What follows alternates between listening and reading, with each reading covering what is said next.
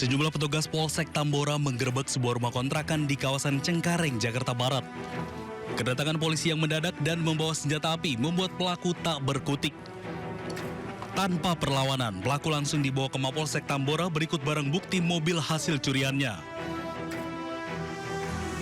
Menurut polisi, pelaku ditangkap lantaran membawa kabur mobil sedan premium saat pemiliknya tergeletak di pinggir jalan dengan kondisi mabuk dan tak sadarkan diri. Pelaku bahkan sempat menawarkan mobil hasil curiannya melalui media sosial untuk keperluan lebaran.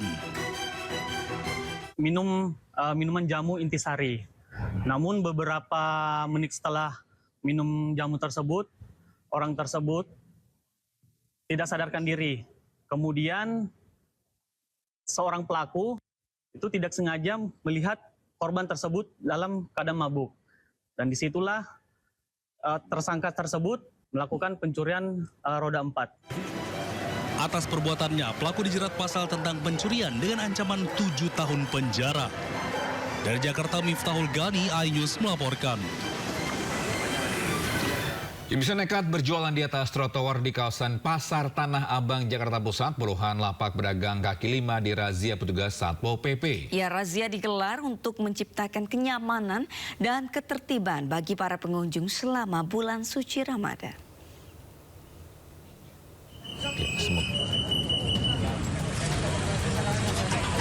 Petugas Satpol PP kembali melakukan penertiban pedagang kaki lima di Pasar Tanah Abang, Jakarta.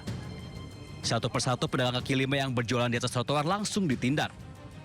Tidak hanya mengangkut peralatan pedagang, petugas juga membongkar tenda-tenda liar yang berdiri di sepanjang trotoar. Menurut Wali Kota Jakarta Pusat Arifin, selain dinilai merusak kebersihan dan keindahan kota, para pedagang ini juga melanggar peraturan dengan berjualan tidak pada tempatnya. Selain itu, keberadaan mereka juga mengganggu pengguna jalan. Oleh karenanya kita ingin menciptakan kawasan Tanah Abang yang lebih rapi, lebih tertib, lebih teratur ya. Jalan-jalannya juga bisa digunakan tidak macet oleh kendaraan. Lalu lintas orangnya pun begitu, ya trotoarnya semaksimal mungkin untuk bisa digunakan oleh para pejalan kaki. Dengan dilakukannya razia PKL liar, ditargetkan bisa mengembalikan fungsi trotoar serta memberikan rasa aman dan nyaman bagi para pengunjung Pasar Tanah Abang selama bulan suci Ramadan. Dari Jakarta Pusat, Ranu Sanjaya, iNews melaporkan. Kita beralih ke informasi lain, pemirsa. Ketua Komisi 3 DPR RI Habibur Rahman meminta Polres Sukabumi teliti dalam mengusut kasus remaja yang diduga dianiaya ibu tirinya hingga meninggal dunia. Ya, kasus tersebut resmi naik ke tahap penyidikan setelah ditemukan sejumlah alat bukti dugaan tindak pidana kekerasan terhadap korban.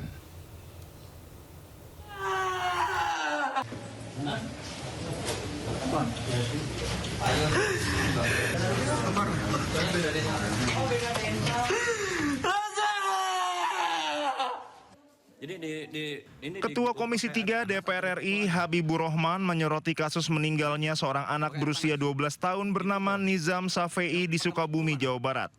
Korban meninggal dunia karena diduga dianiaya ibu tirinya. Ada siapa? Ya, dengerin. Ada siapa? Habibur Rahman meminta Polres Sukabumi teliti dalam mengusut kasus ini dan memastikan akan mengawal kasus ini hingga masuk persidangan. Komisi 3 DPR RI mengutuk keras kasus kekerasan yang mengakibatkan meninggalnya seorang anak bernama Nizam Safei usia 12 tahun. Kami meminta kepada Polres Sukabumi, Jawa Barat untuk mengenakan pasal 76C junto pasal 80 Undang-Undang Nomor 35 Tahun 2014 tentang perlindungan anak kepada pelaku yang mengakibatkan meninggalnya Nizam Safei. Ancaman hukumannya dalam pasal ini adalah 15 tahun penjara. Kami juga meminta kepada Polres selaku penyidik untuk memeriksa dengan teliti apakah perbuatan yang dilakukan terhadap adik Nizam ini berkelanjutan atau tidak. Kalau berkelanjutan, maka hal tersebut akan menjadi pemberat bagi si pelaku penganiayaan yang mengakibatkan meninggalnya Nizam Safei. Kami akan terus kawal kasus ini sampai ke persidangan agar almarhum dan keluarganya bisa mendapatkan keadilan. Sebelumnya, kasus ini resmi naik ke tahap penyidikan. Polres Sukabumi menemukan sejumlah alat bukti yang mengindikasikan adanya dugaan tindak pidana kekerasan terhadap korban. Kapolres Sukabumi AKBP Samian menyampaikan polisi mengedepankan metode scientific crime investigation dan melakukan collaborative investigation dengan berbagai pihak. Perkara sudah kita naikkan pada tingkat penyidikan karena kita sudah menemukan beberapa alat bukti yang tentunya bisa kita yakini ini ada peristiwa pidana. Saudari PR, kita sudah melakukan PAI, kemudian kita sudah naikkan sidik dan kita saat ini sedang mendalami dalam berita acara pemeriksaan yang tentunya kita tidak gegabah dan kita akan cek semua alibi. Sedangkan hasil dari otopsi sendiri kita masih menunggu dari ahli forensik yang tentunya nanti akan mendukung pembuktian kita. Terkait ibu tiri korban berinisial TR yang ramai diperbincangkan, Kapolres Sukabumi memastikan yang bersangkutan telah diperiksa. Polisi masih mengusut kasus ini. Belum ada tersangka yang ditetapkan. 16 saksi dan ahli pidana diperiksa dalam mengusut kasus tersebut. Dari Sukabumi, Jawa Barat, Budi Setiawan, iNews melaporkan. Pemirsa, ayah serta kakek korban menyesalkan perilaku pelaku terhadap korban. Sang ayah menyebut ini merupakan penganiayaan kedua yang dilakukan pelaku terhadap korban. Ya, sementara kakek korban bertekad akan terus mengawal kasus korban dan berharap pelaku mendapat hukuman setimpal. Anak itu dan akhirnya yang disiksa itu anak saya. Disiksanya jauh, jadi anak saya dibawa dulu. Jadi jauh dari rumah, dibawa keluar rumah, pas dibawa ke itu kan ada makam, ada jalan ke sana, tidak ada pemukiman, nah disiksanya di situ anak saya. Dan setelah itu saya datang ke Polsek Jampang Kulon sambil anak saya dibawa. Waktu itu tekniknya masih Pariki ya.